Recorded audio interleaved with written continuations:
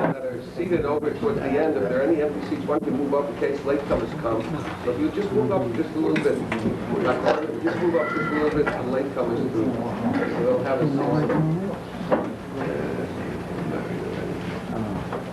Unfortunately, we had to start this Shiur tonight a little later than normal because of the problem of Myra. Again, we're indebted to Rabbi Schachter for again taking up his time to come and to spend the evening with us.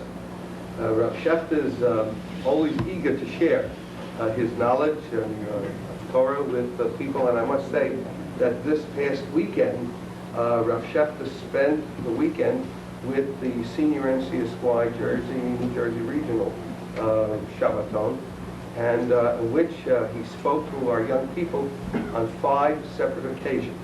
So he certainly had a special Onik Shabbos because he enjoys learning and teaching. It is with this in mind that takes away some of our guilt feeling. As I said last time, every time we take him, it takes him away from his family and his children. Now it's my pleasure to call upon Rav Schachter to speak on a very interesting topic. It's why you're here, the halacha in the world of business.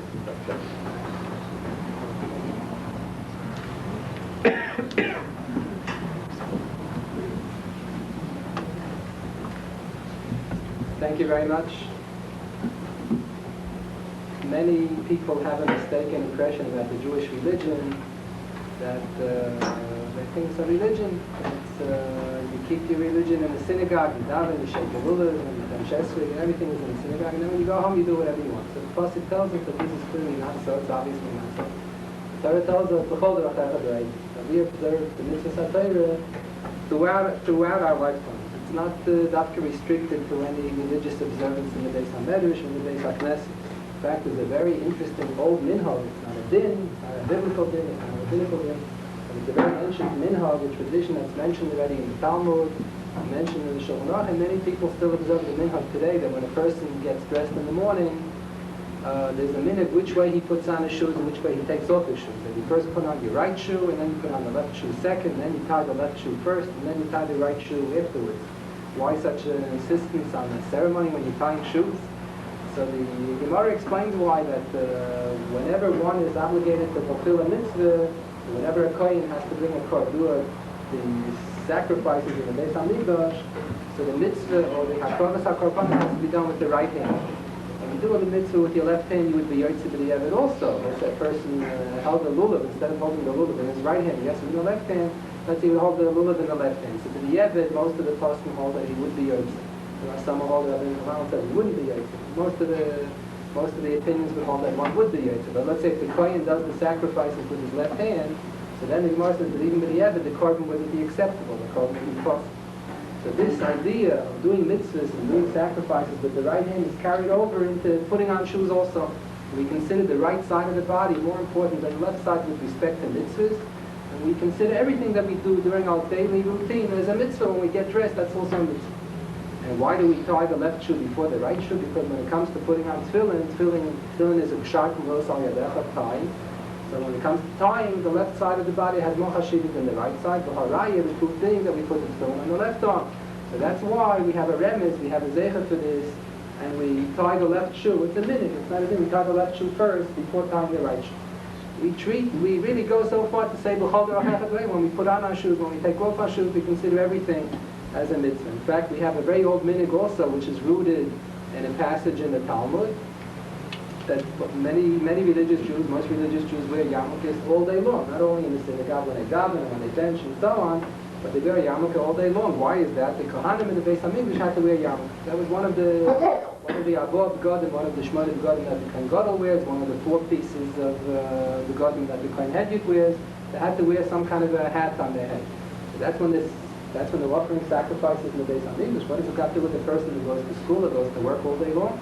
So we treat all of our daily activities as if we're offering sacrifices, as if we're doing mitzvahs, such a high level of mitzvahs, as if we're offering sacrifices all day long.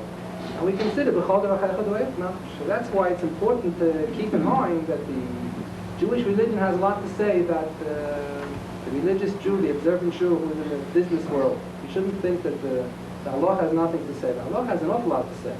There are 4 sections to the regular standard Shulchan Aruch, one whole section dedicated to the laws of business. That's the Choshen Mishpat. Years ago, Rabbi Salanta used to say that there are really 5 sections to the Shulchan Aruch. We have the Orach Chayim, that has about the daily mitzvahs, tzitzis, and tefillah, and Shabbos, and Yom Tov. Then we have the Yerideyah, about kashrus, and the laws of Taras HaMishpacha, and the Zuzah, and Sefer Torah, and so on. Then we have the Eben Koezer, about marriage and divorce, and marital obligations. Then we have the Choshen Mishpat that deals with business, the life of the Jew in the world of business. And then Rabbi Salanta used to say that there's a 5th section to the Shulchan Aruch that everybody should keep in mind, that a person has to know how to be a mensch. So years ago Rabbi Salanta used to stress that not only are there 4 sections, 4 parts to the Shulchan Aruch, there are 5. Somehow today, we've neglected Rabbi Salanta's 5th section of the Shulchan Aruch. That's out of the question. How to be a mensch. But we've even thrown out this 4th section of the printed Shulchan Aruch, the section that deals with Choshen Mishpat. So somehow people today have come to the assumption, come to the feeling that the only thing that's part of our religion are the religious things. They're not the Mamakom, but they're not Mahaber, the whole Choshen Mishpat. We've been ignoring for a long time. People feel somehow that Dina de Malchus Dina, that the law of the land is binding on everybody. So whatever the law of the land is, that's what it is. But that's not exactly so. There are many dinim in the Shulchan Aruch that go much further than the Dina de Malchus. There are many dinim in the Shulchan Aruch that contradict the Dina de Malchus. Sometimes we have to follow the law of the land. Sometimes we have to follow what it says in the Shulchan Aruch. There are rules and regulations in the Shulchan Aruch when the law of the land is relevant and when not.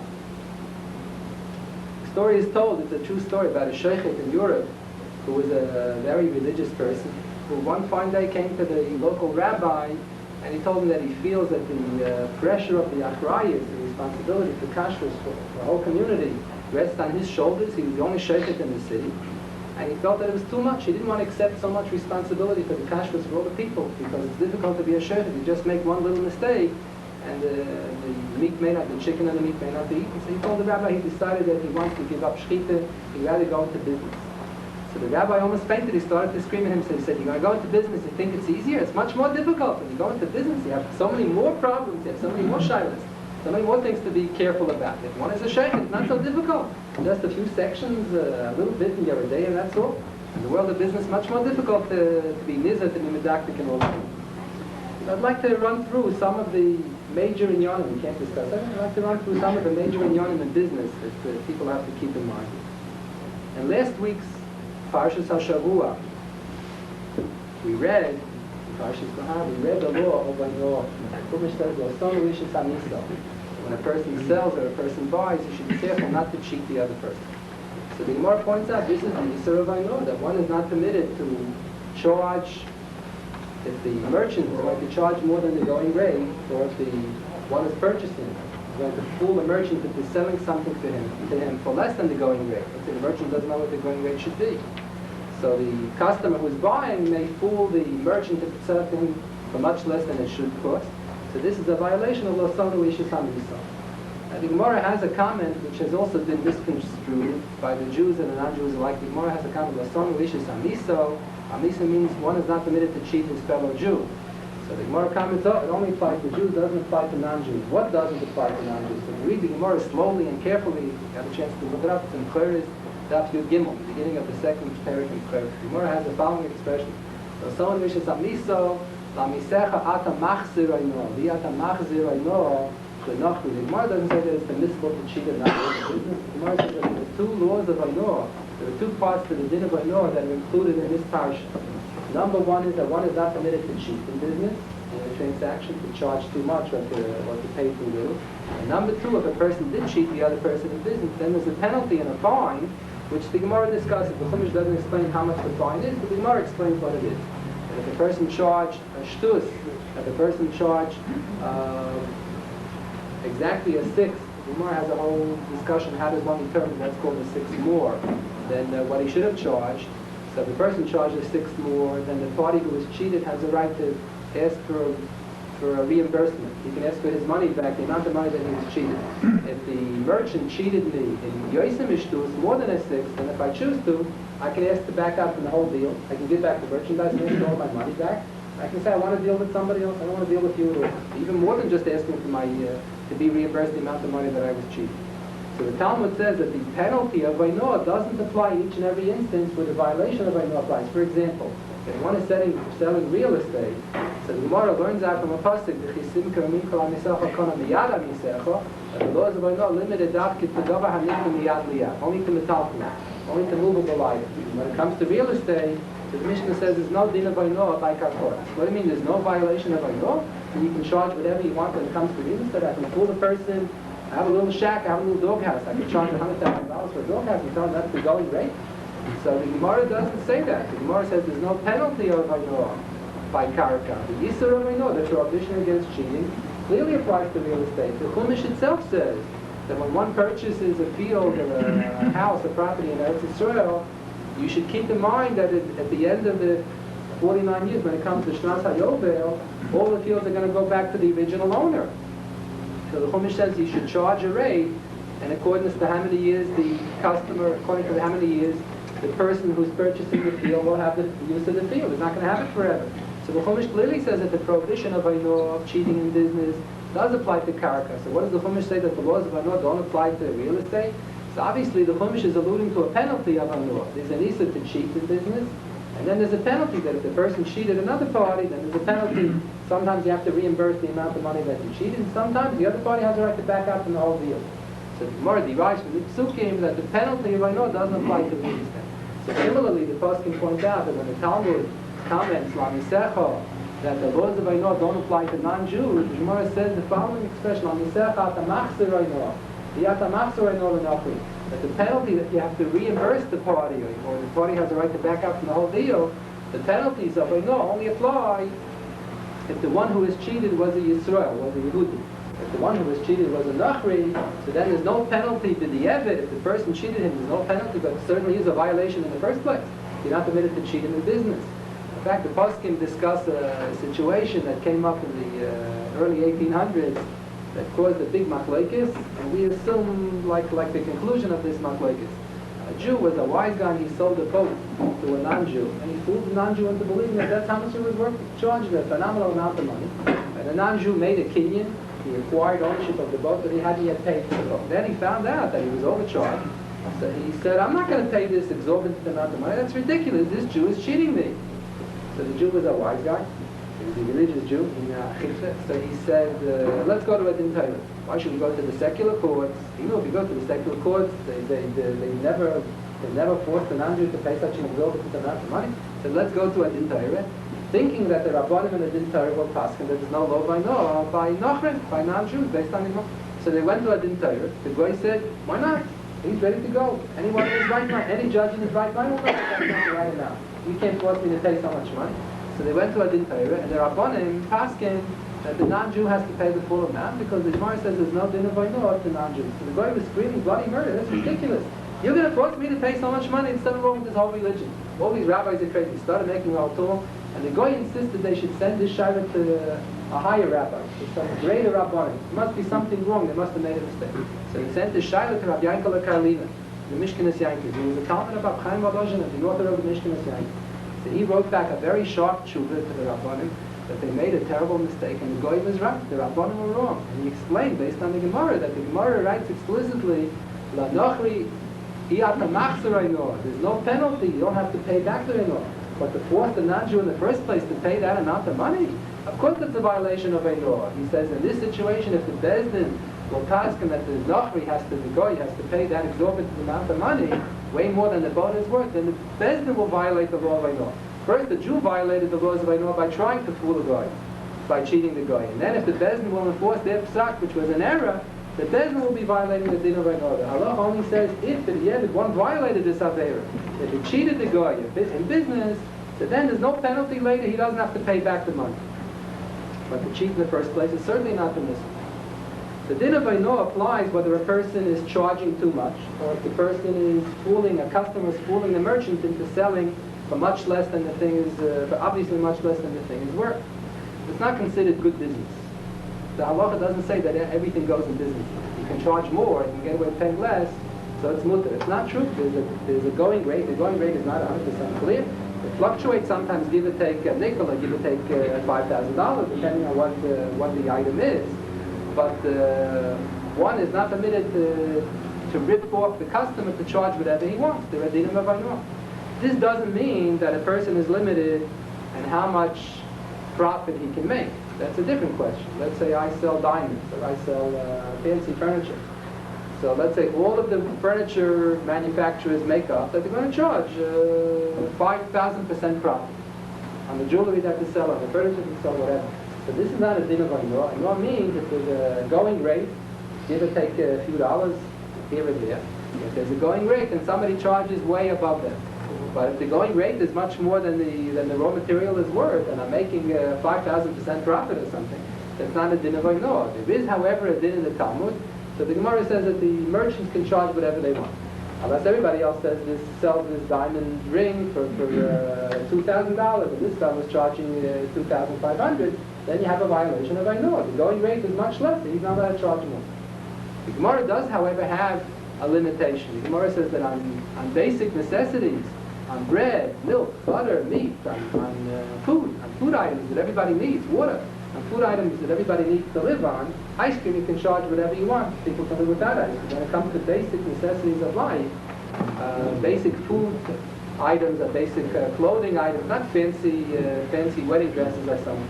If you can't afford it, so don't buy a fancy dress. But on basic clothing and basic food that everybody needs, but then the Talmud says that it's the responsibility of the government or the Rabbanim, or both together, whoever has the ability to regulate it, to see to it that not more than 1/6 profit is made by the merchants. This is a din that has not been observed in many communities, both Jewish and non-Jewish communities alike, both on kosher products and on non-kosher products. A lot of people are making a fortune of money, much more than 1/6 profit. This is a big problem.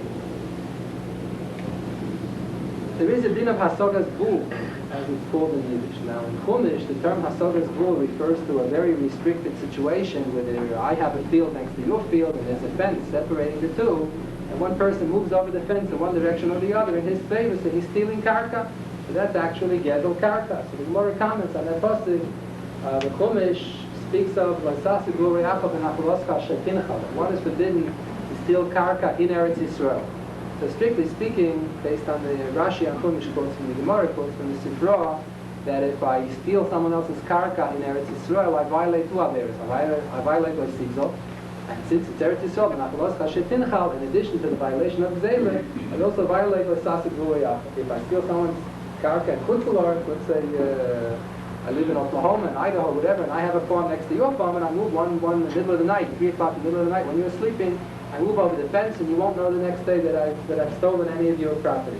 So then the Gemara says I only violate the Aveira by Sigzol or by Signo if I haven't violated Hasogas Gvul, because Hasogas Gvul, strictly speaking, only applies to Eretz Yisrael. It's an additional Aveira that one violates if he steals character in Eretz Yisrael. But in Yiddish, there is an expression that we call Hasogas Gvul. In the Gemara, it's called something else. In Yiddish, the expression Hasogas Gvul, which is quoted in the Shulchan Aruch, they speak about this Yiddish term Hasogas Gvul, refers to a different situation. I remember years ago, I used to have a chalusa with 3 Balabatim. We used to learn every Sunday night. They wanted to be part of going to dinners, and I wanted to be part of going to bar mitzvahs and dinners. So we always had a built-in bed. We have a chalusa. We have a seder. So 2 of them were businessmen, and 1 was a doctor. So we were learning Kiddushin. We were learning Gemara Kiddushin, beginning in the second paragraph. So the Gemara has a whole discussion of the topic of Ani HaMahapech B'Harora. Woman is handling a harora, bagel, or a piece of bread.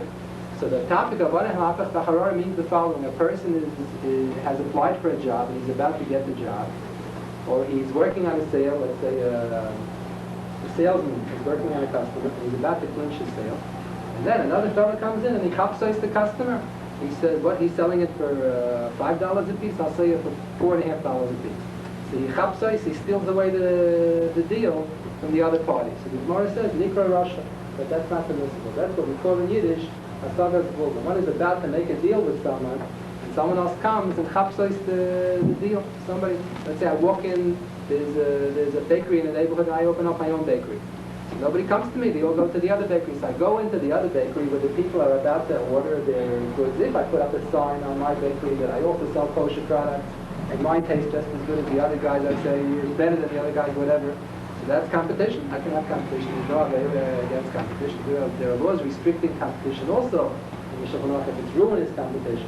If the competition will cause the other person to just make a little less money, so then it's permissible.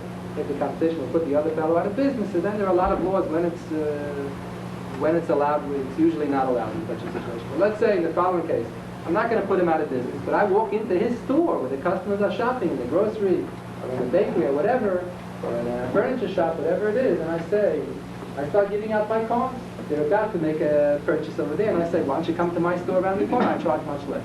So the Shulchan Aruch says that's an example of Hasagas law. They were holding by buying over there, and I chapways the customers and I take them to my shop.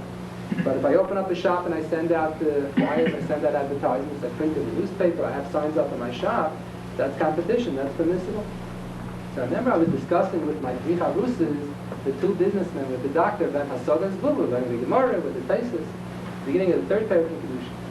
And I was explaining that that's not permissible. Once a person agreed to buy from one person and then another salesman comes and wants to convince the person that he should buy by him, that's Lisa Sagas law. So the doctor understood it. Why not? And the two businessmen couldn't believe it. How can they think? That's what they do all the time. That's what they do all the time. These are very successful businessmen. That's why we rarely had all three Chavrusas together. One was in Eretz Yisrael and the other one was in China. The doctor was always there. Doctor had hours, whatever. Sunday evenings he was always free to learn. And the two businessmen usually were never there together. One was in China and the other one was in Japan. They couldn't believe it, but that's a din in the Shulchan Aruch. Dinim in the Gemara, dinim in the Shulchan Aruch. That's what we call in Yiddish Hasagas Gvul, and the Gemara that's called Aniham Hapech B'Charor.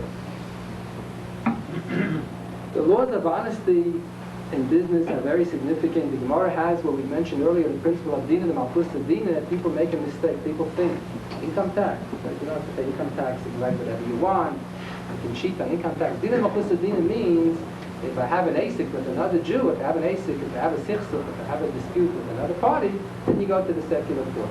So the Din of Shulchan Aruch is just to be versed. Dina Malchus of Dina means that I have to pay tax. I'm not permitted to cheat on income tax. Not in my private income tax form, not in my corporation, not in my business form. You have to write down the honest amount. If a person cheats on income tax, and not only does he violate the Yisur of Zayla, he's stealing from the government what they're entitled to.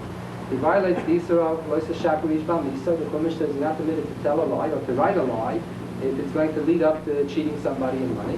And thirdly, he violates another Yisur Sheker. What's Tamli Avera to tell a lie? The Chumash only speaks about telling a lie in business. Loisa Shakrish Balmisa means you're not allowed to tell a lie. In a court case, you're not allowed to tell a lie to deny that you owe money. What's the Avera Stam to tell someone a lie? I'm going out on a date with a girl. She wants to know how old I am. I tell her younger, older, whatever answer she wants to hear, that's what I tell her. She wants to know if this is my real hair, if to pay, whatever, so I'll tell a lie about something. So what's that there? That's not Loisa Shakrish Bamis. Loisa Shakrish Bamis is only going to have to do with the imam. If I fool a person on a date, that's an Yisur of Aylah. That's a different thing. Let's say if I sell merchandise and it's faulty merchandise, it has a rule.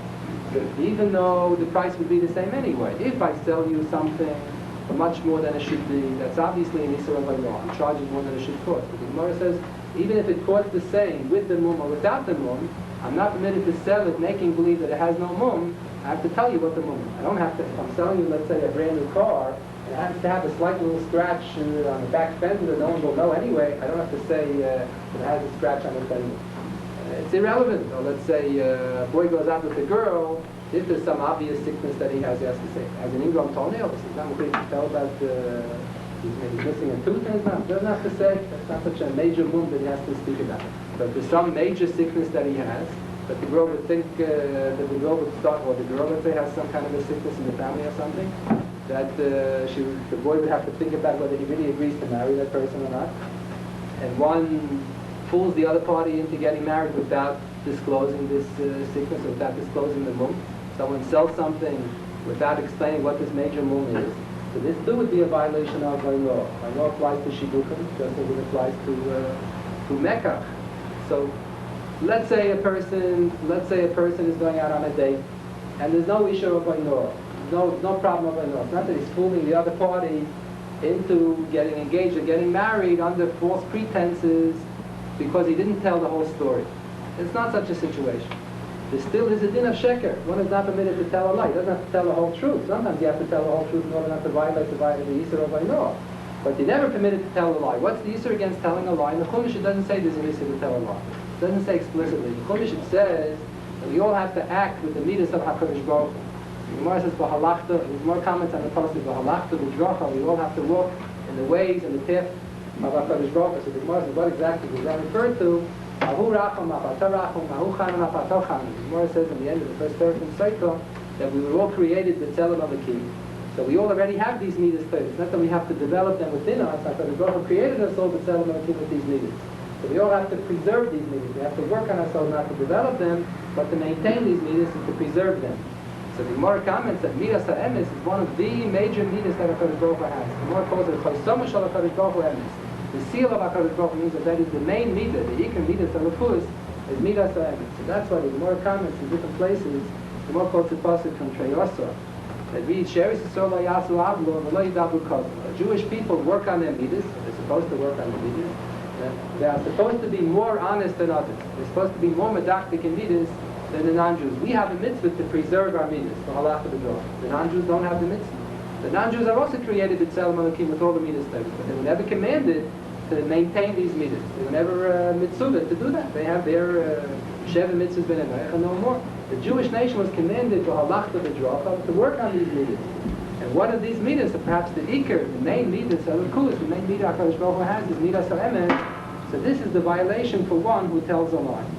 If one fills out a fraudulent income tax form, whether it's a private form or for the corporation, he violates these three isurim. People don't realize it. He violates the isur of gzeila, cheating the government the amount of money that they're doing. And even though one lives, let's say, one lives in Eretz Yisrael, it's gzeila from the Jewish government. One lives in Chutz La'aretz, it's gzeila from the non-Jewish government.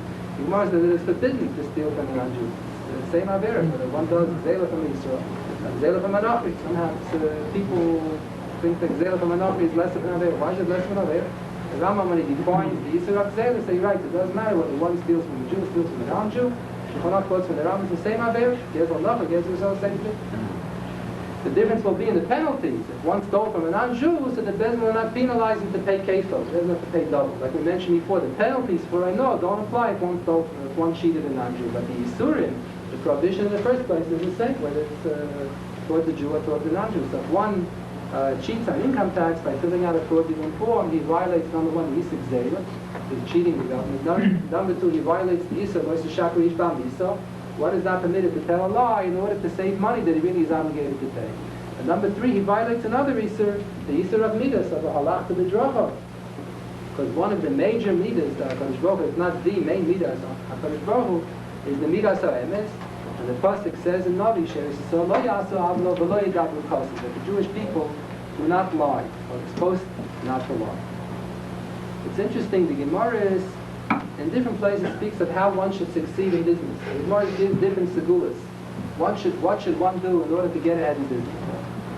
So the Gemara see that in the end of Perek HaZohav says that a segula for Ashiris, a segula for Hatzlach in business is that the person treats his wife nicely. He spends a lot of money on his wife. And the Gemara quotes a pasuk from the Rashis that Avram became rich because he's mechabed his wife. Rabbi used to tell his Talmidim, "Kiru l'shaychu, you should be mechabed your wives." The Gemara goes into a whole tirade, a whole discussion there, that the Shalom Bayis starts to fall apart when there's no money in the house. When the husband is stingy on the money, on the bank accounts, and he insists that every check has to be signed by him, he doesn't let his wife spend within reason, unless he's going to spend unreasonably. But if he doesn't spend money to be mechabed his wife, mechabed doesn't mean to hold the door open and to hold the chair for his wife. Mechabed means to spend money. So if the man has the money, he doesn't spend it.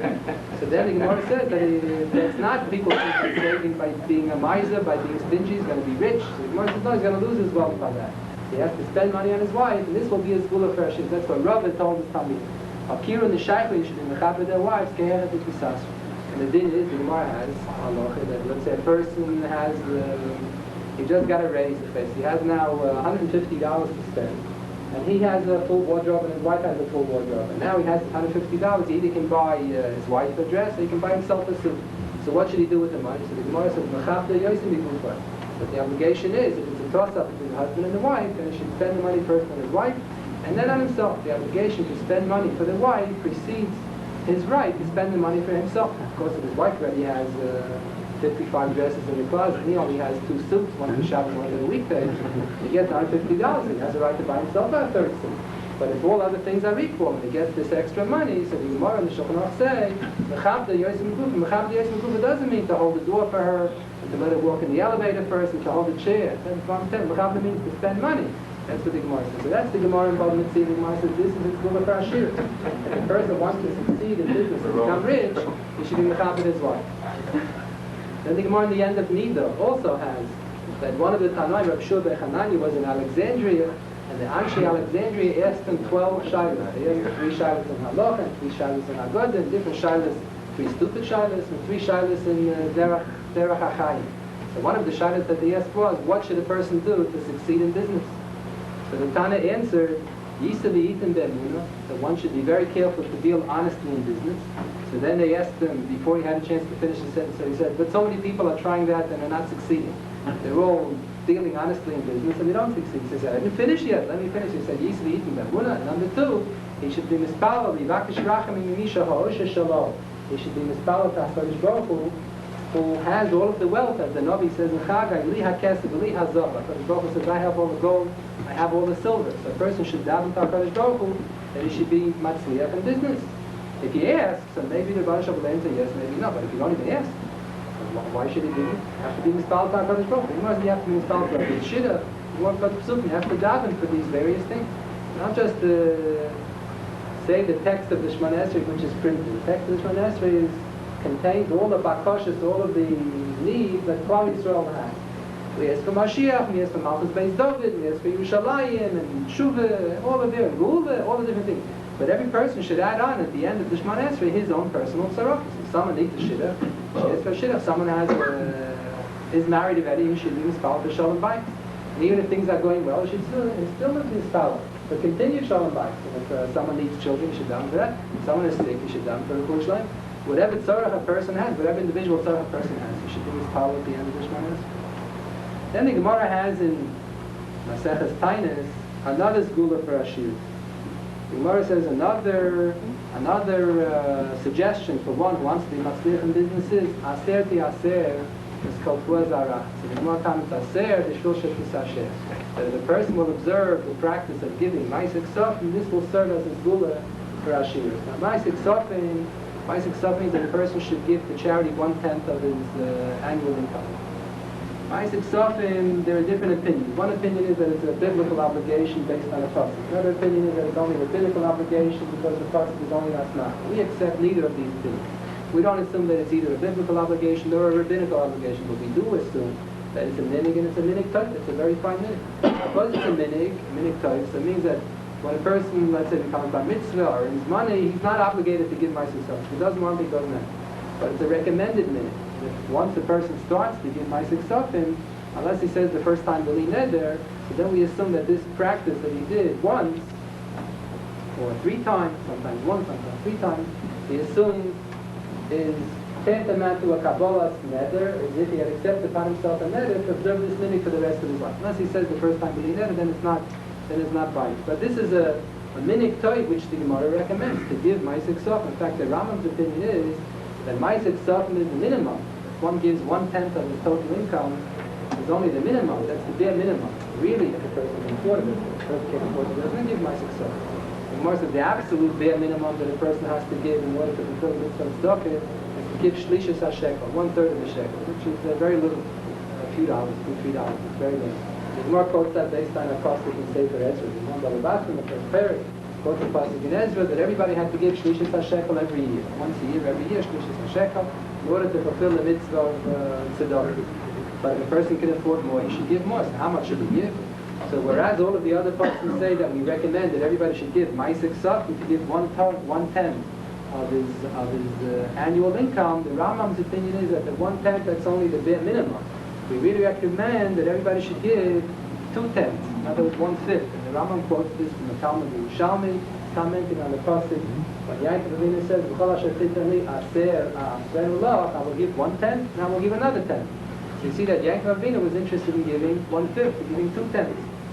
Whatever it is, whether it's 1/10 or it's 1/5, the Gemara says the kids are giving tzedakah is Gula for Shiur. The Gemara in Bava Basra, in the first parak says that Rabbi was telling the Balabatim that if they have meat and they want to preserve it, so we put it in the freezer. But the Gemara, when they wanted to preserve meat, but they had no freezers, so they would salt the meat. If it's salted, that preserves it. So Rabbi told his Balabatim, They want to salt their money, that the money should be preserved and we shouldn't lose it. How does one salt his money? And we shouldn't lose his wealth. So Rabbi told the Balabatim, give tzedakah. By giving away part of the money to charity, this will be a zgula for our shiur. These are the various zgulas that the Gemara has. In order to be successful in business, in order to be wealthy, so the Gemara says one should be mistakable, one should deal honestly in business, one should give a lot of tzedakah, a tenth, a fifth, whatever, and also one should be mechaber his wife. Interesting, the Schachter quotes from the Gemara that there is a din lo tenasu es Hashem. One is forbidden to demand of HaKadosh Baruch Hu reward because of the mitzvah that he did. To observe Shabbos, I observe Kashrus, I observe Taras HaMishpacha, whatever mitzvah. I demand of Hashem Yisrael that he should give me reward, he should give me happiness, he should give me children, he should give me this, that, and the other thing, because I keep the mitzvah HaKadosh. So this is forbidden. That's the pasuk lo tenasu es Hashem. The Gemara says there's only one exception to the rule. Navi Malachi said, that's what we read in the Haftarah of Shabbos HaGorel, at the end of Navi Malachi, the way he says, he calls upon the people that they should be maprish maisris, and then he tells them of the chanuni the test me, the chanuni, make a bechina, test me out. And loi eftach lachem arubas hashamayim, I will open up the windows from heaven, until he died. If you do the mitzvah of tzedakah, you have the right to demand of HaKadosh Baruch Hu bracha in exchange. By all other mitzvahs, one is not forbidden to do a mitzvah and then demand of HaKadosh Baruch Hu something. But if one gives tzedakah, then he is permitted. So it's based on that pasuk that the Gemara says, and based on many other psukim that the Gemara says that tzedakah is a zgula for Shiur. Tzedakah is like salting. That's the method of salting one's wealth.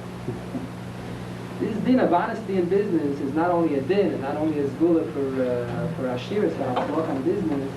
The Gemara has such strict dinim about the koyel, that one is a worker, one who works for someone else, not self-employed. The Gemara says that just like if someone else has property, I'm not permitted to steal this property. So if I'm a worker for somebody else, I'm a secretary in the office, or I'm a salesman, or I work for somebody else, so those hours that I've agreed to do work for somebody else and he's paying me for that, is considered as if he bought those hours. So I will use those hours. If I'll take every 5 minutes another coffee break, I'll keep on talking on the telephone to my wife and my children, or if I'll take out time to learn Daf Yomi. They have now the latest gzela that they have in the business. The people, religious people, like to learn Daf Yomi. They like to daven mincha, they like to bench, they like to say tefillah, whatever.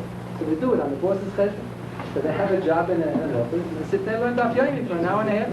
And then they take a long coffee break and they daven mincha with the chazaras hashatz, and a bench, and mizunah, and everything. So the Gemara says that this is gzela. The Gemara tells the story the way people came to laborers, Tanaim, who were workers for others, who were not self-employed, they were working for others, and they said Shalom Aleichem. So the Gemara tells strange stories. They didn't even answer Aleichem Shalom. The Gemara tells a story in Tainus, they didn't answer Aleichem Shalom. And at the end of the day, when these people came back to the Tanaim who were working and they thought it was so rude of them, why couldn't they say hello? They can't say hello, good morning, how are you? So the Tanaim would excuse themselves and say that we're schirei yom, we're workers, and it's gzela, we're not permitted to engage in any conversation.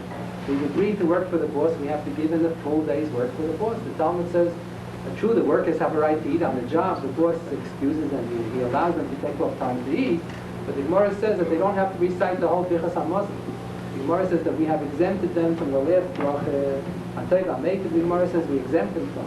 And even the second and the third bracha, they can combine, they can combine together.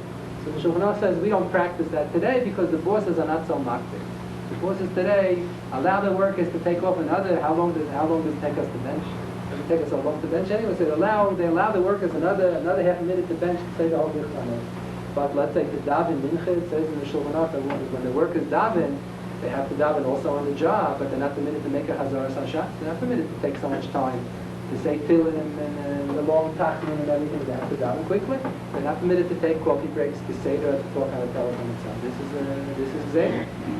So the Sharm stresses so much. Just like gzela of someone else's property is gzela, the gzela of someone else's time that I sold to the other person is also gzela. And the Gemara, the Shulchan Aruch derive all of this with the psukim by Yaakov Avinu, who was working for his father when he was a shepherd. For Lavan, and he says, Aten Yidaten, he tells his wife, you know, Ki b'chol kochi avarti es avichim. So the Gemara derives from that pasuk that is the din, that the poil has to work b'chol kochi.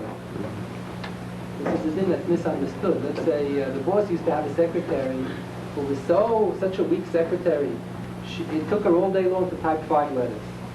And she got paid $25,000 a year, whatever. Now they get a new secretary, who gets paid $25,000 a year, and this secretary can type 100 letters a day. So the secretary cannot make a cheshbon. Look, the other one only types 5 letters a day and got paid $25,000. So just because I'm so much more capable, I have to give everything to the boss. I'll take all of the talking breaks that I want. I'll talk on the phone to my husband and my children, whatever I want. I'll fool around, and I'll type 15 letters a day. So it's very 3 times as much as the previous secretary. Why should I give all of my koiches to the boss? So the thing is not so. If the boss engaged the person, this secretary or the salesman or a man or woman, whatever it is, shouldn't compare himself to the other workers. If the other workers are not working as hard as he is, he's getting paid less or the same, so he's producing the same amount. That's not a legitimate cheshbon. The din is that a worker has to work. If you agree to work for the boss from 9 to 5 or whatever, from 10 to 3, whatever the hours have to be, so you should give it an honest day's work. And even though he's accomplishing more than the boss expected that he would accomplish, that's the din. If he agreed to work for that amount of money for these hours, he has to give him that full amount. He's not permitted to call him sick because it's Rosh Chodesh and he wants to daven by the late minyan and say halal and musa. If he can't get up for the first minyan, so he should daven musa b'yichidus when he has lunch break. He shouldn't be from on the boss's cheshbon. The din he has to work b'chol koicha. This is a din that the most observant people violate, unfortunately. There are laws of ribbis that many people are not familiar with. The Chumash forbids charging interest on a loan. The people are forbidden to lend to another Jew and to take interest, even if the interest that one is charging from another Jew is much less than the bank would pay. And the other person asked me for the loan. He asked me, be a nice guy, lend me this amount of money, and I'll pay you the same as the bank. I'll pay you less than the bank. I'm doing him a favor by lending him with charging less interest than the bank. It's not that I'm a loan shark and I'm trying to rip away all of his money. Still a Torah prohibits charging interest. The din says that when a Jew lends to another Jew, whether the other Jew is observant or not, whether he's Orthodox, Reform, or otherwise, or unaffiliated, or whatever it could be, one is not permitted to charge any interest. So biblically speaking, ribbis is only forbidden when one makes a loan to the other Jew and he charges some percentage of interest. With the Rabbanon, the Chachamim introduced so many hachokes to consider this prohibition against charging interest so serious. The Navi Yecheskel says in the name of Rosh Baruch that one who charges interest will not have chiyas hamesi. Very strange thing. Before the Torah was given to Moshe Rabbeinu Har Sinai, making a loan to another Jew and charging interest was a mitzvah. One of the biggest mitzvahs of Milas Hasayim. The other fellow needs a loan and he's pleading with me, I should lend him the money and charge him less interest than he gives in a bank. He needs to charge him the same as the bank. The bank wouldn't lend him the money. He's not a good risk. So if he asks me, I'm a good friend of his, I'm his brother, I'm his father. So I'm doing like Milas Chesed, so that's only Kodim Matan Torah. Came Moshe Rabbeinu, he says in the name of HaKadosh Baruch Hu, Nitten Tav Neschat Shalach, it's a new ball game now. You're not permitted to lend ribbis. Even though Kodim Matan Torah, this would have constituted one of the greatest mitzvahs of Milas Hasayim, after Matan Torah constitutes one of the greatest averos, about which the Navi Yecheskel says that the person will not have chiyas hamesi. So the Gemara has a whole parak dedicated to the laws of ribbis. Parak Ezel and Esher in the middle of Bava. The Gemara has so many forms of ribbis which are forbidden with the Rabbanon. Some of the more relevant, some of the more common prohibitions of ribbis d'Rabbanan that people are not familiar with are, if one sells on installment, if I sell merchandise to somebody else, so the person is supposed to pay, legally supposed to pay right away, the full amount. So if he would pay right away, let's say the television will cost $140, because he's taking a year and a half to pay, it will cost $141. I charge $1 extra. So the Gemara says that this is prohibited with the Rabbanan. This is a violation of ribbis to the Rabbanan. Or for example, if a person, because he pays in advance, because a person pays in advance of the manufacture of the product, let's say I'm printing a book, I'm an encyclopedia or something, I say, what he pays me in advance is a pre-publication price. And it's a post-publication price. That's what I have in all the newspapers. Everybody has two prices. Those who pay in advance, they get $2 off. Those who are $5 off, whatever. Those who pay later have to charge, they have to pay a little more money. So the Gemara says this too is a prohibition. This is a form of ribbis to the Rabbanan. This is not ribbis to this is the Rabbanan. There are many, many examples of ribbis that are forbidden in our Torah that people would never dream would constitute ribbis. You just think you're doing the other fellow a favor. There are many forms of ribbis that are forbidden with the Rabbanan, which the rabbis prohibited because they considered this violation, this prohibition of ribbis, of charging interest, so serious and so common that they felt it necessary to strengthen this din by adding on many cases that should be forbidden with the Rabbanan. If you look at the Shulchan Aruch, a lot of this is explained. Lawyers especially have to be careful about this. A lawyer who fills out papers for a loan between two Jews, even if both Jews are not observant at all, also is violating one of the Yisurim HaBrachos. Even though he's not borrowing the money, he's not lending the money, just preparing the papers itself is a prohibition. There are many cases where it will be permissible for the lawyers, so it's not that complicated. The laws of Ribbis are pretty complicated, but you have to go through the Shulchan Aruch. When it gets to Shulchan Aruch, it's available. You have to go through the dinim to see when it's permissible and when it's prohibited. When people have sichsuchim, people have disputes, if the dispute is between a Jew and a non-Jew, so you're permitted to go to a non-Jewish court. If the dispute is between two Jews, then we do not say dinim machus dinim that the people are permitted to go to court. Dinim machus dinim means that you have to pay taxes. Dinim machus dinim means other things also, but it does mean that you have to go to the non-Jewish court. This is prohibited. Allah doesn't allow two Jews to go to a non-Jewish court, even if the other Jew is not observant. You're not permitted to take him to a non-Jewish court. You have to first try to go to a din Torah. If the other party absolutely refuses to go to a din Torah, then the Bezdin will usually permit the Toveya to take the other person to court. Sometimes yes and sometimes no.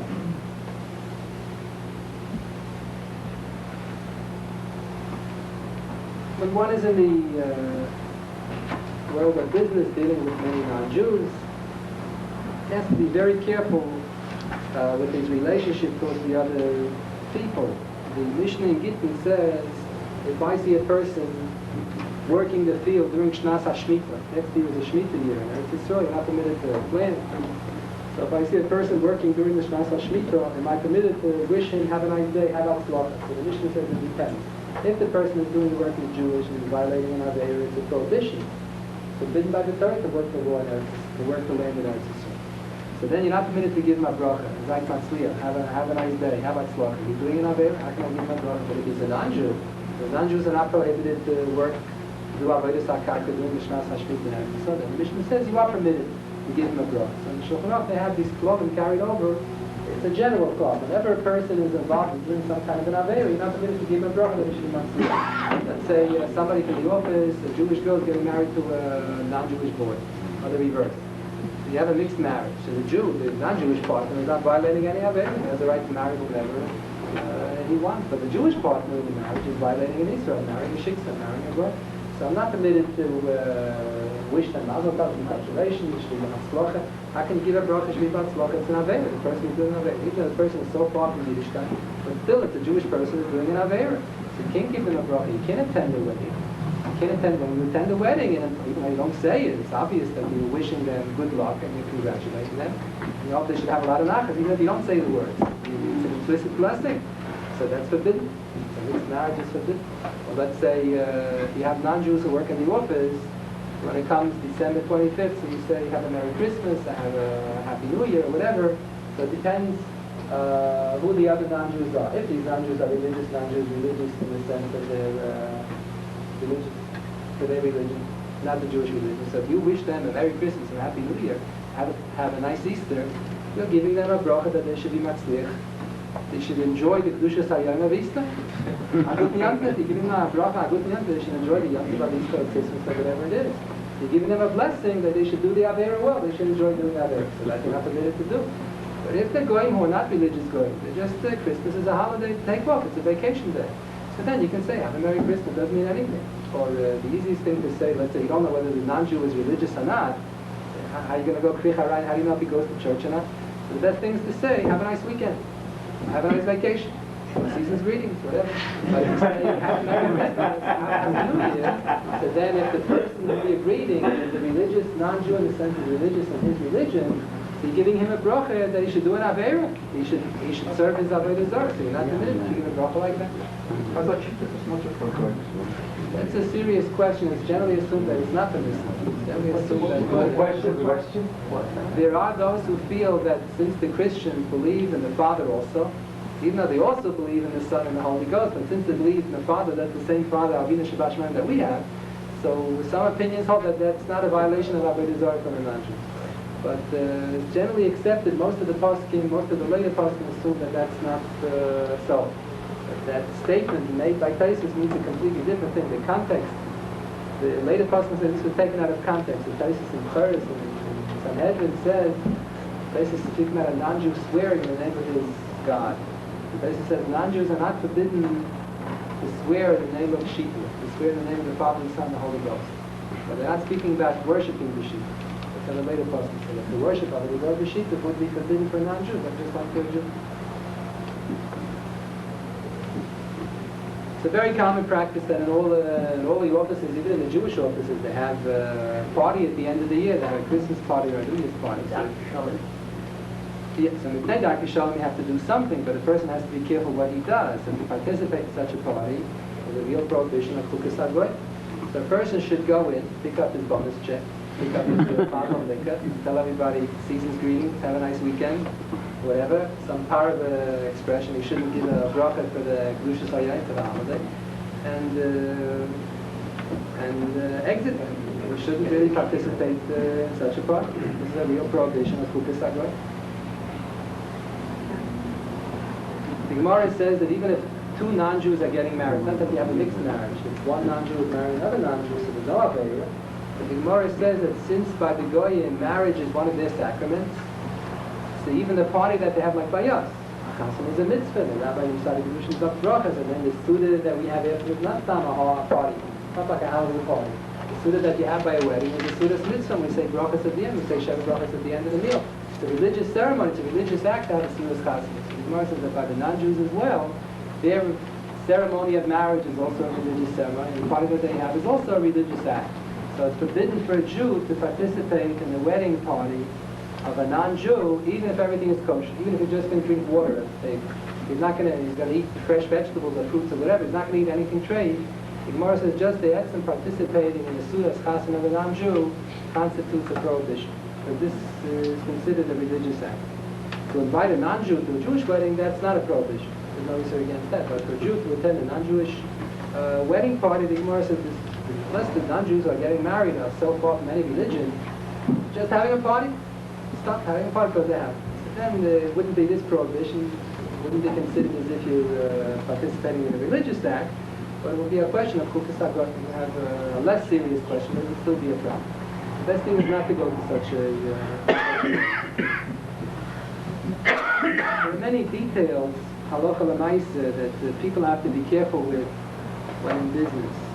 The Mishnah tells us in Pirkei Avos that Izar mitzvah kala kavachamura, we have to be very careful in keeping all of the mitzvahs. We should make up our mind in advance. Well, these mitzvahs are the important ones, and we keep those. The others are not so important.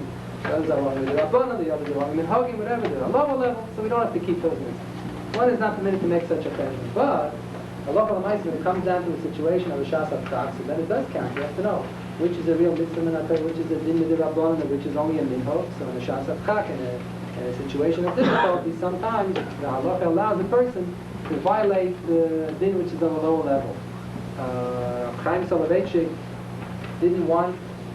Chaim Soloveitchik was a rather brisk in Europe, so he had a son who was famous. Rabbi Soloveitchik took over the Rabbanis after Rabbi Chaim passed away. So he thought originally that the government was going to draft the son into the army. He would have to be a soldier for the Rosh government. He studied with his son Rabbi, who later became a Brisker. He studied with him the Rambam Hilchas Shabbos. You should know all the dinim of Shabbos. When he goes to the Maaseh, he wasn't drafted into the army. But originally, when the father thought that the son was going to be taken into the army, so he studied the Rambam Hilchas Shabbos, that the son should know all the dinim. So somebody happened to come in and ask, what is he studying the Rambam for? Why doesn't he study the Shulchan Aruch? Shulchan Aruch is more relevant, more halacha l'maaseh. The Rambam gives you all the theoretical dinim, he classifies, he categorizes everything. Shulchan Aruch has everything that's more practical. So Rabbi Chaim said no, that he thought that his son was going to be taken into the army. He's going to be a shas avtak. He's going to have to be a Baal Shabbos sometimes in the army. He won't have a breira. So it's when one is in a situation of shas avtak, there it's more important to know which din is the raisa, which is the rabbana, which is the minig, in order to know what you're permitted to violate and what not. Or you have to violate something, how to do it in a situation of hakala kal tchila, how to violate the lesser violation rather than violating the more serious violation. The true religious Jews believe in a reserved mitzvah kala kavachamura. You have to try to observe all of the mitzvahs with no distinction, whether it's a serious din or not so serious a din, but when it comes to a shas avtak, so the halacha does make provision. So for example, if a person is in business and a person is going to get a job and he's going to wear a yarmulke on the job, they're going to fire him. Or they won't fire him, but no customers will come. Let's say he'll have a practice, a law practice place, medical practice, whatever, in a non-Jewish community, and none of the people will want to come because he looks Jewish, he looks too religious. So then the din says, and Moshe Feinstein has in Shiur, where he explains very obviously that since the law of wearing a yarmulke is only a minhag, it's not even a din with the Rabban, it's only a minhag. It's a very beautiful minhag. It's mentioned in the Gemara. It's a very old minhag, but still it's only a minhag. So if a person feels that he's going to lose parnassah in a significant fashion, it will make, instead of $100,000, make $99,000 a year. So let him wear the yarmulke and lose $1,000. Big deal. But if he feels he won't be making that parnassah, and Moshe Feinstein writes that he thinks that it's obvious that he's committed to do the work without his yarmulke. Some people wear it to pay in order to avoid the problem. But others feel that it's not necessary. You don't have to wear any toupee. Just go to work with the hat on, and then when you come to work, when it's necessary, take off the hat. You're fine. Of course, when a lot of times the yeshiva boys have this problem. If a person will come on the interview to the job with a yarmulke, then often they will not give him the job. But later on, once he has the job, if they wear the yarmulke, they won't be able to fight him. He's going to get called for to fight for him. They won't stand a chance. It will be against the Constitution of the United States to fire him because of the fact that he's a good worker, so they won't have any other grounds to fire him other than the fact that he wears his yarmulke.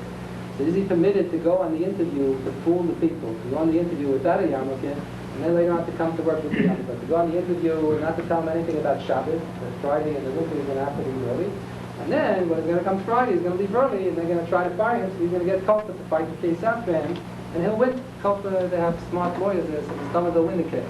I think they win 99% of the cases that they fight, they win. So is that permissible?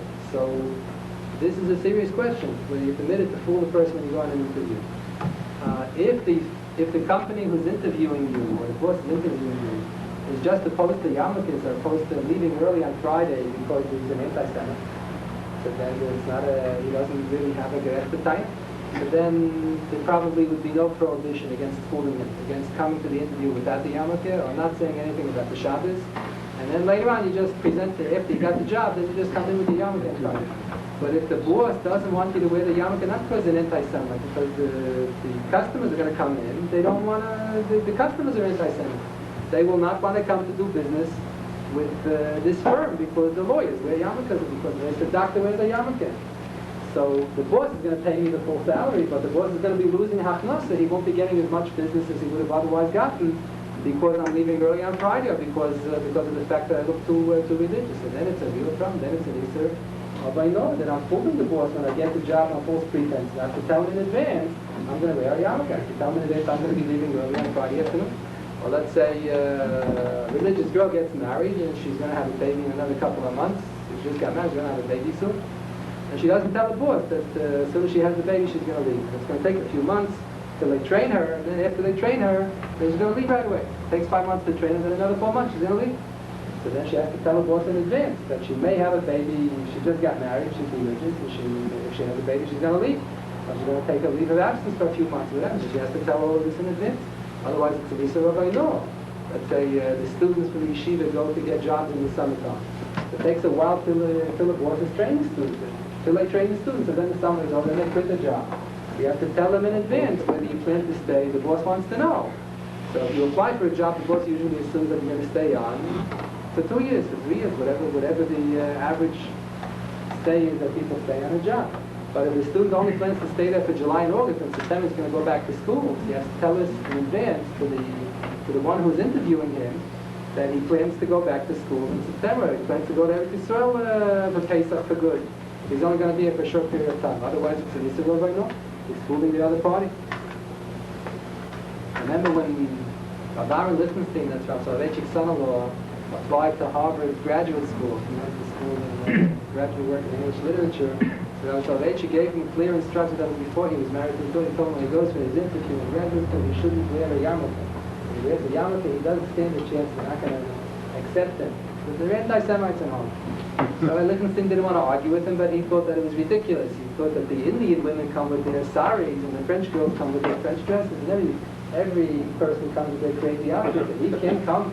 He has to be very bright. He said, I can't come with my yarmulke. They're going to send me away because I'm wearing a yarmulke. They went with his yarmulke and they did accept. But strictly speaking, if a person feels that he will lose a spot in graduate school, or he won't get parnasa, he won't get a job, so then the person can say that one is not obligated to observe the meaning of wearing the yarmulke under such circumstances.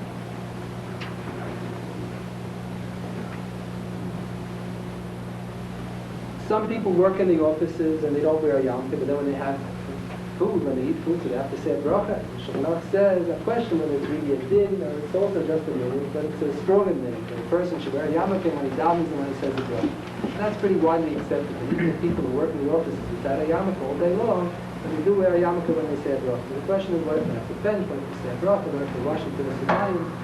And somehow they feel uneasy, they feel awkward about reciting the brachas when other people are around. So the Gemara has klolin about Shiur makom. Let's say a person will go to the back room and wash until Sudan, say a bracha with his yarmulke and say hamoitzi, and then he'll walk to another room. So the hamoitzi that he said, or say Schachter or whatever he's eating, or the bracha that he said in one room, does that cover him for the food that he eats in another room? So the Schachter has dinim about this. If all the rooms are in one apartment, all the rooms are in one suite, so to speak, in one office, and the person has the mind to go from one room to the other, that's not considered a shinui makom. So then the bracha recited in one place covers the food that the person wants to eat in the other place. However, let's say the person will say a bracha shehakal niyeh in his office because he knows he has to meet a client in a restaurant. He's going to go to the restaurant and have a glass of soda or something. So then the bracha shehakal niyeh that he said in the office does not cover the food that he's going to drink in the luncheonette or in the restaurant later. That's a din of shinui makom. Unless the person said hamoitzi like in the heart, so the person ate bread and he had a kazayis of bread. Let's say you can wash with his yarmulke and say and say hamoitzi eat kazayis of bread in his office. Then he can take off his yarmulke if necessary. Take a client out to eat, and then he can eat whatever he wants. If it's kosher, he can eat. And a kosher, non-kosher restaurant can eat kosher food there. And he doesn't have to wear his yarmulke there. He's not saying any brachas there if he thinks that he's going to lose a customer because of the fact that he's going to be wearing the yarmulke. The question is, where's he going to bench them? Where's he going to bench? So the din is that he's supposed to bench birchas hamazon, and after bread has to be recited in the same place where they have the bread. Well, amichi, after cake is supposed to be recited in the same place where you have the cake. The other brachas, bar and nefashis, that doesn't have to be recited in the same place. Let's say the person had a drink of soda, so he can walk out of the building and say bar and nefashis when he's in the car. So just make sure that he doesn't forget to say the bracha in front of him. When it comes to birchas hamazon after bread, so that should be recited in the same place where the person had the bread. So let's say a person is going to wash in his office and say hamoitzi, have to eat the bread, and take off his yarmulke and go to a restaurant and eat some kosher food there. All part of the meal, so he doesn't have to say bracha on any of the kosher food that he's going to have if he feels self-conscious about saying bracha. So you're saying by Seruda there's no din of shinui makom? Right. When the person ate a kazayis of bread, there's no din of shinui makom. So then he can come back to the office and have a little nibble of bread and then bench there back in the office. If that will solve his problem. Of course, the person has to keep in mind that he cannot eat, let's say, he cannot eat a meal at 1 o'clock and then bench when he comes home at 6 o'clock. If he waits too long, then the Gemara says he can no longer recite the bracha afreinu. What is the maximum time that one can recite after eating? So the Schachter says you always have 72 minutes for sure. That's how the Mishnah Berurah is going. You can always say bar nefashis or al michya birchas hamazon up until 72 minutes after having eaten a meal.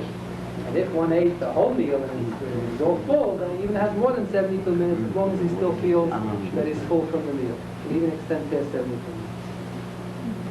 Regarding what one can eat in the non-kosher restaurants, of course, you cannot eat lobsters, you cannot eat but you cannot even eat the kosher food if it was cooked in a non-kosher pots and pans. If you have kosher food which is not cooked in non-kosher pots and pans, if everything is cold and he's eating it with cold utensils, even though the forks and the knives and the dishes, everything is all washed together with chazer and everything is trayed, strictly speaking, it says in the Schachter that if it's only b'ikroya b'alma, if it's only on occasion, then there's no prohibition against using non-kosher utensils on kosher food if everything is cold.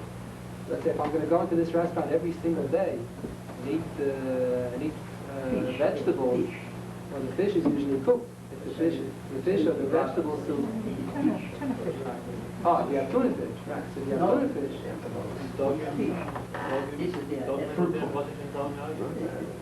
That's another problem. But if you have fish that was cooked in the place, and then it's usually cooked in a non-kosher utensil, so that you can't eat. Or you have kosher soup, but the soup is cooked in a non-kosher pot, so that you can't eat. But just eat something cold that wasn't cooked there, just tuna fish, or let's say chopped vegetables. You can serve your bowl of fruits. Kosher, I'm talking about kosher level, there's nothing to be changed. Just because the goy looked at it doesn't make a change. But if you have, let's say, kosher vegetable, nothing changed about the vegetables that were cut up with non-kosher utensils. So if everything is cold, they won't make anything trade. But to do this day in, day out, on a regular basis, this is forbidden. Let's say I have milchik dishes at home, and fleishik dishes, and to eat my bowl of wheat every morning with a fleishik spoon and a fleishik bowl, that's prohibited. But once in a while, if all the milchik dishes are dirty now, I'm just too lazy to wash a milchik dish. I want to take out a fleishik dish and a fleishik spoon, eat the milchik breakfast, and everything is cold. So strictly speaking, it's permissible. His wife may hand him his head on it.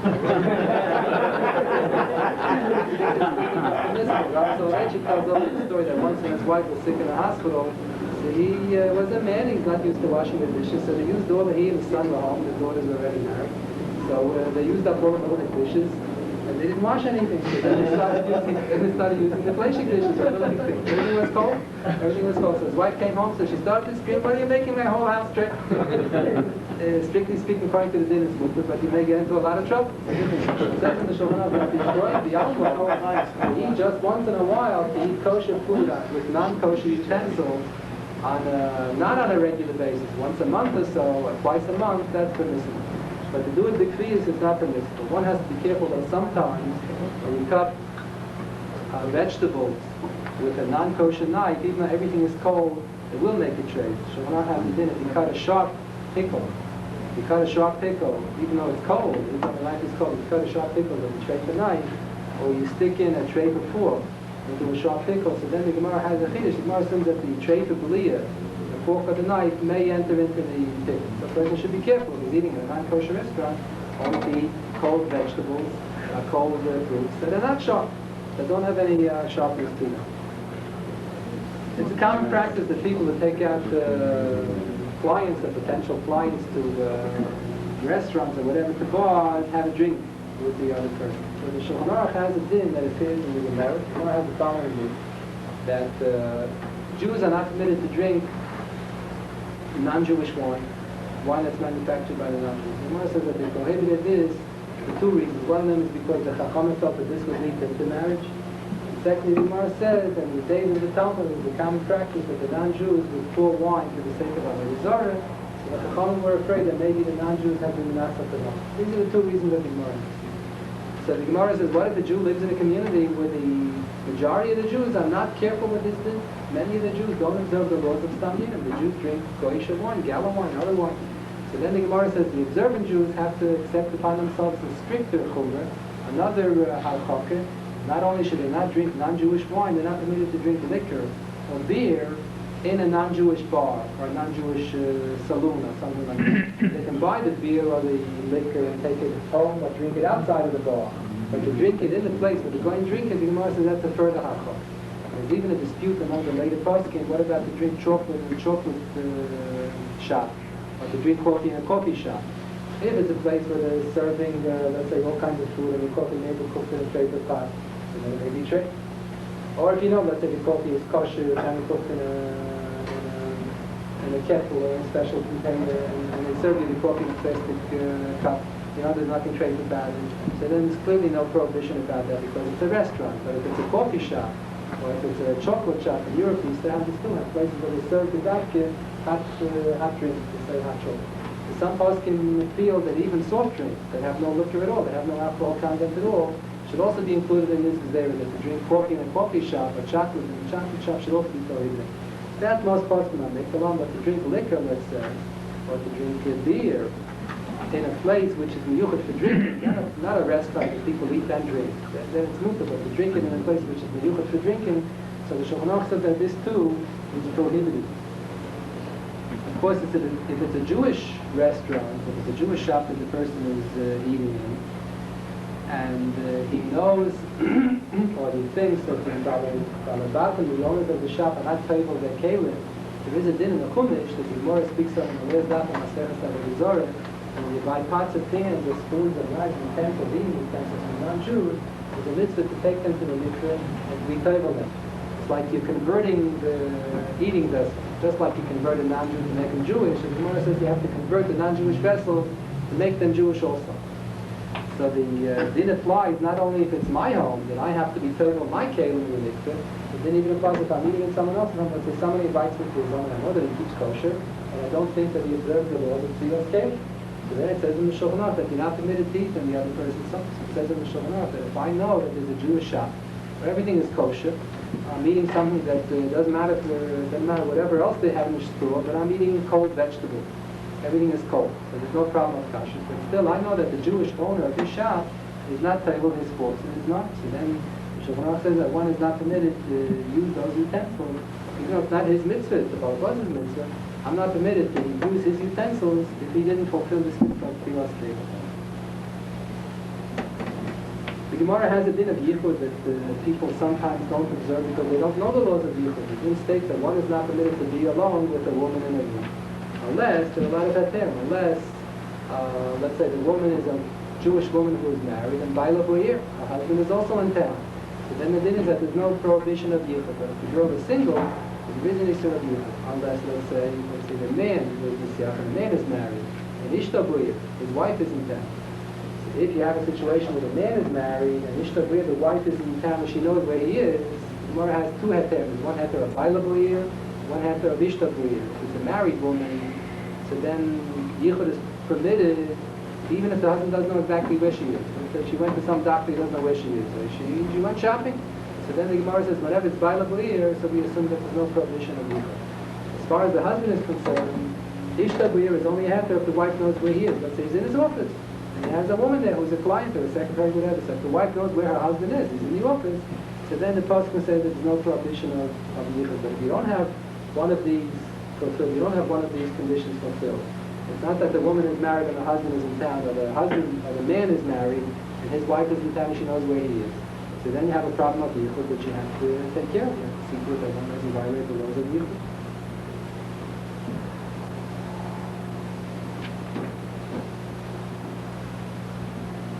Along with the yichud, just one step further, a woman walks into your office, client, she extends her hand.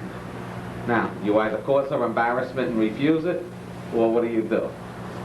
In Europe, shaking hands wasn't that common. But here in common practice, the woman will walk in your office all the time and extend her hand. You either refuse and she's embarrassed now and you're not allowed to embarrass a person, or you shake hands. Where do you draw the line? Most Rabbanim were of the opinion that it's permissible to shake hands. If she extends her hand, so most were of the opinion that it's permissible. There was a strong minority of people. See, especially in Europe, it wasn't so common that people shook hands. People who shake hands in Europe, that would be assumed to be a form of chigo. That would be like kissing the other person. Not exactly like it today in America, even kissing doesn't mean more than shaking hands means even less. In Europe, there were more Rabbanim who were opposed to shaking hands with women, even if they would extend their hand. The way things are now, everybody shakes hands and it doesn't mean too much at all. So now most of the Rabbanim assume that if the woman extends her hands, it's preferable to shake them. Not get to kiss her, Pasuk in Eicha speaks of the Jewish people as being all alone. Eicha Yashva Baga is a curse and a punishment for the Jewish people. But the Pasuk in Chumash speaks about the Bedidus, the Jewish nation being alone, not as being lonely, but being separate and distinct from the Goyim. Hein Am Levadav Yishkon. The other Pasuk says, Vayishkan Yisrael Beta Bada Dein Yaika. The Pasuk speaks about the Bedidus, sometimes as a curse and sometimes as a blessing. The Jewish nation, when they're suffering, so they suffer all by themselves and nobody helps them out. But the Jewish nation, when things are good, also have to be with the believers. They have to lead their own way. It doesn't mean that the Torah wants of the Jew that we should recoil from society, from civilization, we shouldn't get involved in this. No. The Rebbeinu Shalom gave us the same permission that he gave the Goyim. We also have the right to conquer the world and do whatever we want, to get involved in anything. We just have to be careful not to get involved in the Goyish society. Two different things. To get involved in the Chachma that they're going to have, the world of business, that's okay. To get involved in the Goyish society, that's what the Gemara says is not okay. The Gemara in Avodah Zarah speaks about the Jews who live in Chutz La'aretz, the Avodah Zarah b'Tahara. They really worship Avodah Zarah, but they don't realize it. Like when it comes to December 25th, so all the Jews in America are singing all the jingle bells and they're singing all the Nigunim from the Avodah Zarah. The Jews who watch the television, so it's the same. Rabbi, so I bet you could say it's the same when you go into the church to watch the Mass. You bring the church into your home. On the television, they show you the Mass. You're bringing the church with the whole ceremony into your home. That's what the Gemara calls Avodah Zarah b'Tahara. The Jews are involved in Avodah Zarah without even realizing it.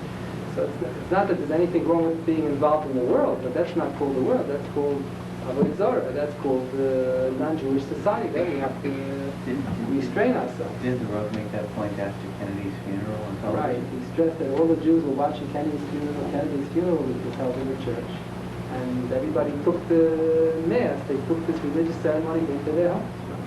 When it comes to the end of the year, the Jews also watch TV, so they always show some religious ceremony or another, even on New Year's Day and Christmas. The Gemara speaks of the Jews who lived in the country of Egypt. The reason why they had to do that was because Lashina Shmam Nashainim Malbusham, that they maintained their identity by keeping the nationalistic mitzvahs, that they spoke Lashon HaKodesh, they spoke the Hebrew language, and they maintained Jewish names, or Yiddish names, or Hebrew names, whatever. They didn't take on Egyptian names. And Shalashina Malbusham, that they dressed differently from the non-Jews. These are not the three most important mitzvahs in the Torah. Taras HaMishpacha is much more than all of these. Shabbos is much more, Kasher is much more important than all of these. But commentaries point out when the Jews live in Golus, when they live in Chutz La'aretz, and there's a greater chashash of assimilation. When the Jews live in Eretz Yisrael, so these are not the most important mitzvahs. To speak Hebrew in Eretz Yisrael is not that important. To speak Hebrew in Chutz La'aretz, to speak Yiddish, or to speak Hebrew, or to maintain Jewish names of Chutz La'aretz, that's more important than in Eretz Yisrael. In Eretz Yisrael, we're going to maintain our identity. It's a Jewish Medina. Of course, we're going to be Jews.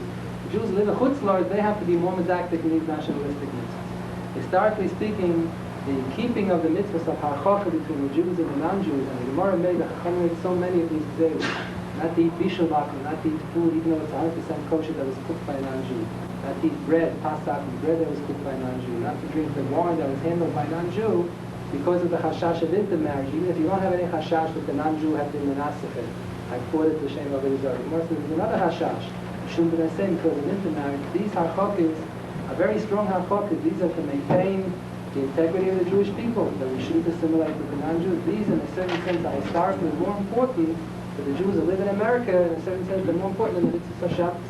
That when a Jew is in business, he should be careful not to learn from the ways of the Goyim. How will a person exactly do this?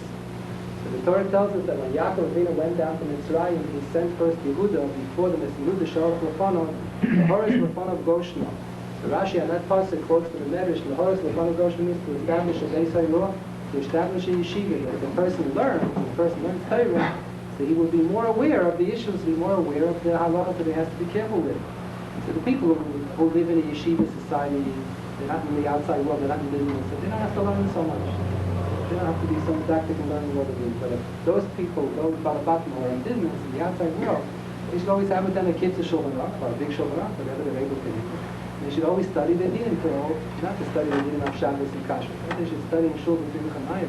But they should always keep with them a kids' shulchan aruch and the business in order to look up the dinim of bishul akum and pasakum and yain akum, and the dinim of business to look up the dinim in order not to be nichshel in these dinim.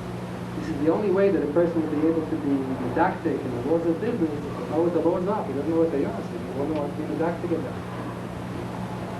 Again, just to review, there are 4 big sections to the Shulchan Aruch. And one of the biggest sections is the Choshen Mishpat, the law that the Jews have to keep when they are in business. This is just as important, if not more important, than the other laws. The dinim ben Adam HaChavero have also been Adam HaMokan, and in a certain sense, they're more important than the other mitzvahs which have been Adam HaMokan.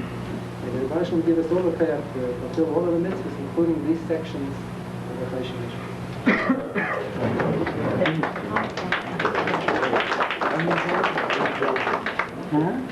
The hour is late, but we'll take 10 minutes and we'll ask all questions and answer more. All right, but please just ask questions. No, go ahead.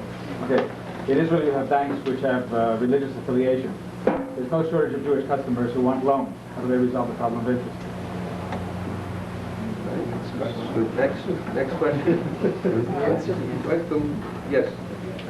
How about the private individuals who do live in ballpark or in Muncie, which do lend money on high interest to very religious people, and they are lending money to this day and now, and they're helping many Jews to stay alive in business. How does this contradict the law? Okay. Yes. I understand that you're not allowed to cheat another person, but what about a corporate entity or government body? Okay. Corporation. Which someone who's who needs to Halal Shabbos, driving the car, digging his garden, Shabbat Shalom with his Shabbos as you're walking to shul. Okay, one last question from Mrs. Simmons. As far as interest, how about risk? Isn't that Right. What's she saying? Yeah, it's another question. She answered your question. Yeah. As far as working in the office, people that use the watchman, are you allowed to do it, make calls out of business? Okay, let's answer these questions first, and then we'll take another class. Rabbi Schachter has an original Chiddush in his Torah, which many have accepted, that the only time one is prohibited to charge interest is if the one who obligates himself to pay back the loan is a private person who has a shibud aguf, a personal obligation.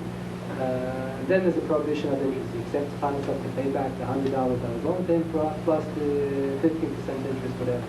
If it's a corporation where there's no shibud aguf, let's say I put my money in the bank, so the bank obligates itself not only to pay me back the $100, they're going to pay me back for the 10% interest or the 15% interest. So there is no individual person, or there's no group of people. There's limited liability, means that there's only sheep in the customer, there's no sheep in a group, there's no person or person who have accepted any obligation. So then Moshe Feinstein claims in such a situation, there'd be no prohibition of ribbis at all. No reason at all. The question would be done in the reverse situation. If I want to borrow money from the bank, so I accept upon myself a personal obligation, then you have a big problem. So then the solution that was followed for a few hundred years was what's called the Shulchan Aruch Heter Riska, as we mentioned earlier. Heter Riska only works if two parties really understand what they're doing. If they just think that it's a business or a tchina, the same tefillin, and they say a prayer, they sign a document, and that solves all the world's problems, then the Heter Riska does not. Heter Riska means that it's not really to be treated as a loan. It's that the two people are going into business together, and if the business succeeds, so you're entitled to your share of the rebbe. And if the business goes in there, then you lose your money. Except that you don't have to take my word for it that I lost all the money. So you can make me swear as to what happened. Did I really lose all the money? But if I swear on a stack of Bibles that I lost the money, then you have to know that you're going to lose. If I'll be a decent guy, I won't swear. I'll say that I lost the money and therefore I have nothing to pay. And you'll say swear, so I'll say, well, rather than swearing, religious Jews don't like to swear, even if it's true. Rather than swearing, I'll buy my way out of the oath by paying you the amount that you're entitled to if the business would have gone well. So strictly speaking, that's what the Heter Riska is all about. But what happens if the fellow wants to be a wise guy? He wants to swear. He says, okay, take out this instead, I'm going to swear. And then you have to take my word for it. That was the agreement. So then the two parties have to both understand that if he does swear, or if he can prove what happened without swearing, let's say you know what happened with the business. It's written up in the newspaper. The business went bankrupt. Everybody knows where I put the money, and everybody knows what happened to the money. It's written up. It's public information. So then in such a situation, the Heter Riska would work. The Heter Riska only works. There is an institution of Heter Riska, it's legitimate, but it only works in a situation where the parties understand what they're getting into, and what they're getting into is very risky. Heter Riska means that it's not a loan. Does that mean none of us can take mortgages from the bank? From a Jewish man? If it's a Jewish bank, or if it has Jews who are partners in the bank. But it says that we shouldn't borrow from Goyim. But isn't it that we should be loaning to Goyim, we shouldn't borrow from Goyim? Does that mean that we should not be taking out mortgages from the Goyish bank? But let's keep it individual. I think the only banks that don't have non-Jewish partners are our banks. The partner in our bank, they read this is not so much not. But you have no bear. How about the individual right now, which I brought up the question before? An individual is not permitted to lend a ribbis unless when I lend the money to the other person, I lend it to his corporation, in which case he doesn't accept any personal obligation. But then Moshe Feinstein would allow others to accept it, but it would only be permitted. The common practice that people do is that they lend to a corporation and the president signs as a co-signer. The person who's incorporated signs. So once he signs as a co-signer, then invite them over it. But then he is accepting personal obligation. When you're introducing a third party, like a corporation, which means it's not personal. Right. If it's a corporation with limited liability, so there's no shit. In other words, it becomes kosher when the person, whoever he is, the Jew, who has to pay, he is paying. The one who has to pay, the one who obligates himself didn't really obligate himself, he just obligated But if he his picks the property. corporation individual, the corporation becomes the individual. Eventually, the individual is taking money out of the corporation and so did.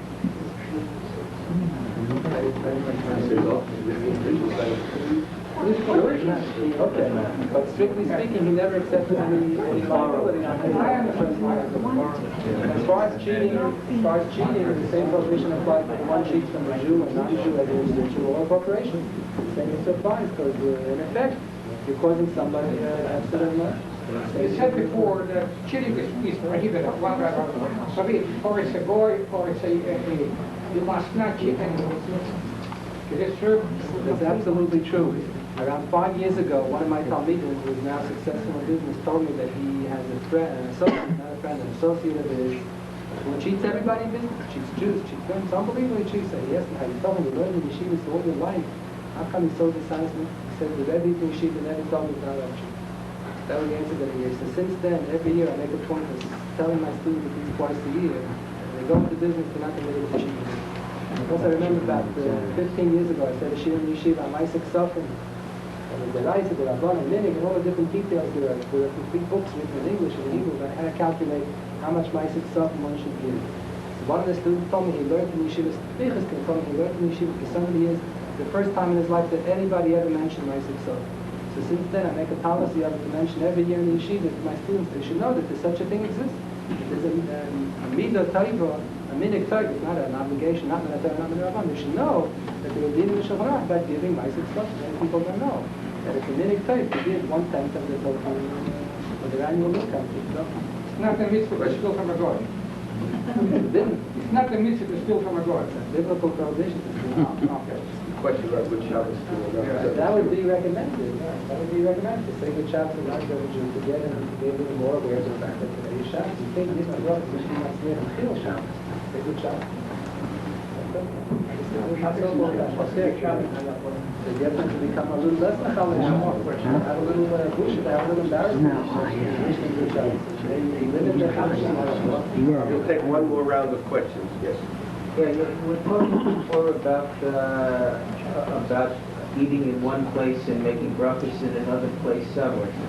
It's a very common situation in this community, probably in most communities, that when people make a sheva breakfast, they can't fit 25, 30 people for a meal in their home. So what happens is they have a few couples there for the sheva breakfast, for the meal, and then invite a lot of people for dessert. So they have 1 million of people for a mizuman for the sheva breakfast. So people wonder, if you get invited for dessert, should you Bench at home? should you bench at home, or should you wash with the intention of going there? And then can you bench there if you washed at home and ate the bread at home, and so on and so forth? Right, the Shulchan Aruch has the following few details. In order to be able to bench mezuzah with 10, you have to have at least 7 people who ate bread, and the other 3 people should have eaten something else. Now, the 7 people who ate bread have to have eaten a kazayas of bread. They didn't eat kazayas of bread here, they ate somewhere else. They didn't eat kazayas of bread here, kazayas is the size of an olive, half an egg, everything else. So then they cannot be mitzvah to bench mezuzah. You have to have 7 people who ate kazayas of bread here, and the 3 people who ate something here. But even the 3 people who ate at home, they washed having in mind to bench in the other place. They can only bench there if they have at least a tiny bit of bread. If they didn't have any bread in the other place, then it's not proper that they should bench. That's how much bread can be enough. Is that good enough?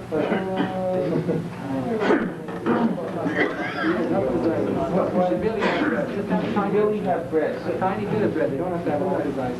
In order to bench here, they have to have a kazayas bread there, and then have a tiny bit of bread here. But in order to be mitzvah for the 7, All right, so you're saying in the first place, the person who makes the sheva breakfast should have at least 7 men eating in the meal at the place to begin with. Nobody there, but he has to tell, make sure he has 7 people who ate kazayas of bread after they came here. After they came there. Joe? Last question. What about owning stock in a corporation that's open on Shabbos and having a business that's incorporated that's open on Shabbos? That's a universal problem. All the corporations are, almost all the corporations are open on Shabbos. What about if you're a partner of business, let's say, there's a corporation, you own, 40-50% of the stock, it's open on Shabbos, please don't tell us what. It's really, I don't think that they have to buy 50% of the business and it's open on Shabbos, it's still a Shabbos, that's actually I'm doing enough. I'm asking the guy to do enough for me. But let's say I have stocks in AT&T or some other corporation, they're going to go on whether they have me or not, they're going to have other people who have the stock. But then it's a question.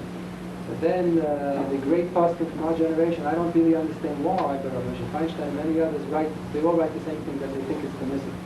I don't really understand why they say that since the corporation is going to function without me, even though I bought stocks and now I'm one of the owners, I'm one of the shareholders, and now it's zip to Balabat, and I'm telling the workers to do the Malacha.